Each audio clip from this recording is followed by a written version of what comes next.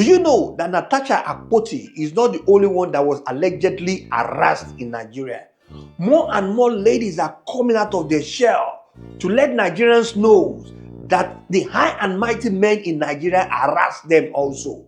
But the significant here is that most of these ladies, they are monato, they are Afghans, they are mixed race. They are the one coming out to lend their voice and cry out to Nigerians that please help us. Nigerian men are harassing us. Watch this video and let's analyze. Let me take the time to explain two scenarios that have happened to me out of the 1,000 or 10,000 scenarios.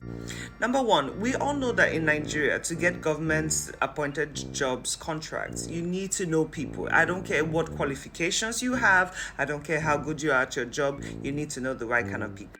Now, I used to have a company before which did supply jobs. I and my friend, we owned this brand, and we were really trying very hard to make a name for ourselves. Now, did we have the connection? Hell yeah, we did. We had a great connection, like the people we knew, who. But you see, now with that connection still, you still have to go forward and meet the people, So we were recommended to this particular institution. I don't want to mention what it was, but you would think that people in that establishment are more decent than we know. Now, we were recommended to go to this particular guy, We spoke to him about our project and what we plan to do. So basically, it was to paint the whole establishment, which was a lot, and buy computers and furniture for the place, which I don't even want to say how much money would have made from that. We got to the understanding that, listen, he says he wants 20% of the deal. And we're like, you know what? It's a huge contract. So no problem. Let's do it. And mind you, we'll still have to sort out the person who referred us there. But after everything was established, this man had the audacity to stand up and tap my ass because he says, now that's the second part of the project. And we're like, excuse me, sir, I don't understand. You're already taking 20% from us. Like, this is not going to happen. And he's like, listen, honey, like, if you ain't doing it, somebody else is doing it. And to top it off, he didn't just want one of us. He wanted both of us. So tell me in that situation what a woman was supposed to do. And mind you, it wasn't even a time where you could say, oh, let me film. Because guess what? As soon as you walked into the building, you were asked to leave your phones at the entrance. So you couldn't even tape it. So apart from the foul memory you get from that experience, how else are you supposed to give proof? Unfortunately, yes, in the world, there are a lot of women who do come out and lay false accusations on people. But those percentages are very little. Tell me what I should have done in that situation. Situation number two. I was also in real estate at one point, before I built my studio. I wanted to have more funds. So I'm like, let me go into this business. Now, on this particular day, I met this guy. He sounded very decent. He was as old as my father.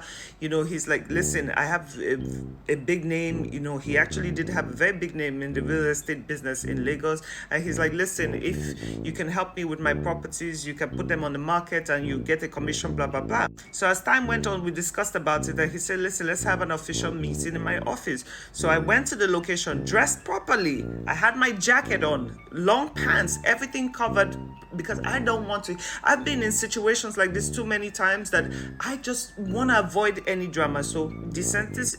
Now on getting there, within the first 5 minutes of the conversation, this guy already strayed away from business. He started asking me a lot of personal questions.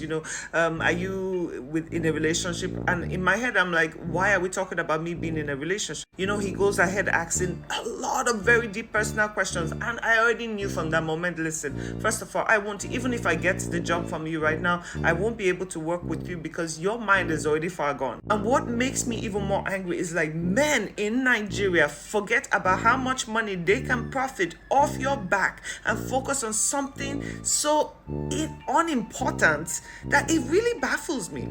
Anyway, after a little while longer, 20 minutes, I felt very uncomfortable with the line of questioning this man was putting. So I said, listen, I do have another meeting. I have to leave, blah, blah, blah. We'll keep in touch.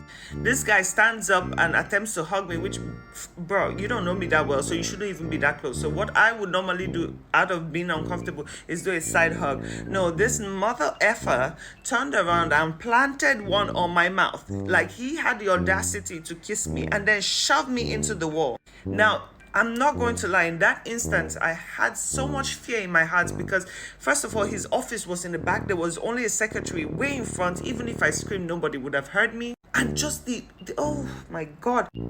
See, I tried to push this man off. I tried very, very hard. Finally, eventually, I did get him off me. And he just kept talking about how beautiful I was and how he just needed to have some... See, I got myself out of there. The first thing I did was block that man's number. That was a dead deal. And I'm not gonna lie, I got home and I cried because I'm like, how much does somebody have to go through to deal just to provide for your family?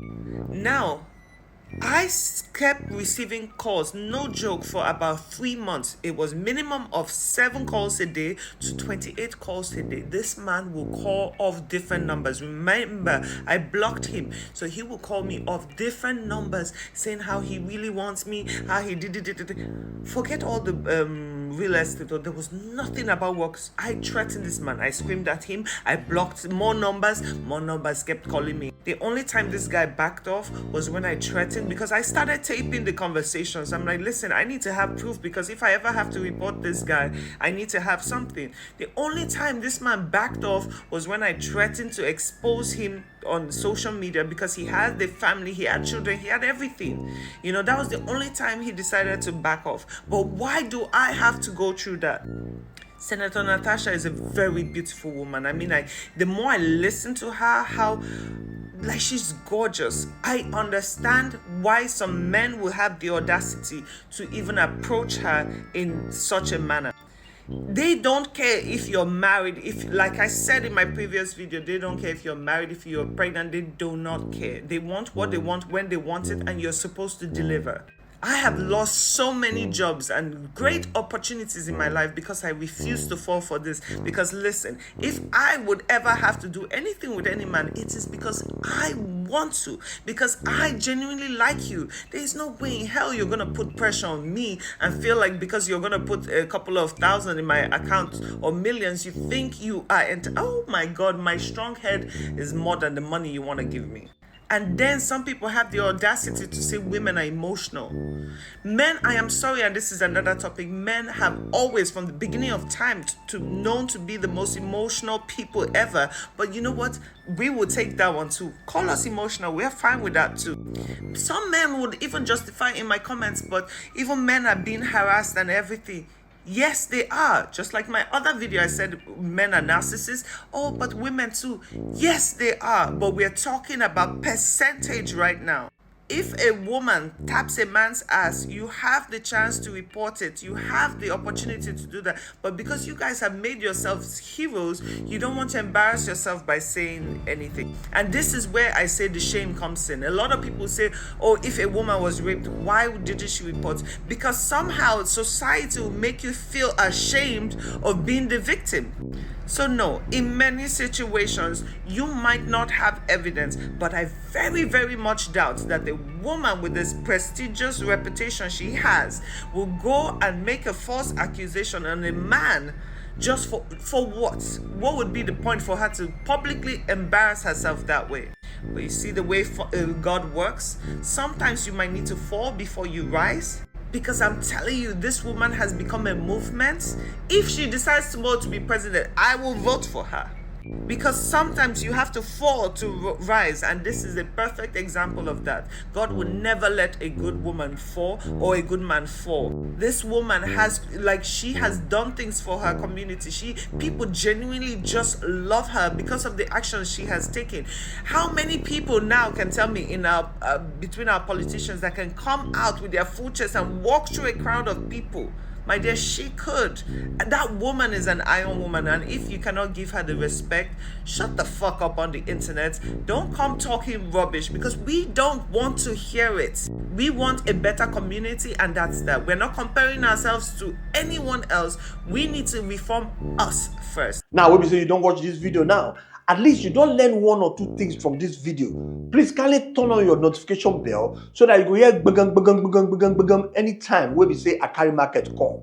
At the same time, please kindly subscribe to this channel, because I've got a deal with my wife that any video that I drop, at least one person go subscribe, and you are my subscriber today.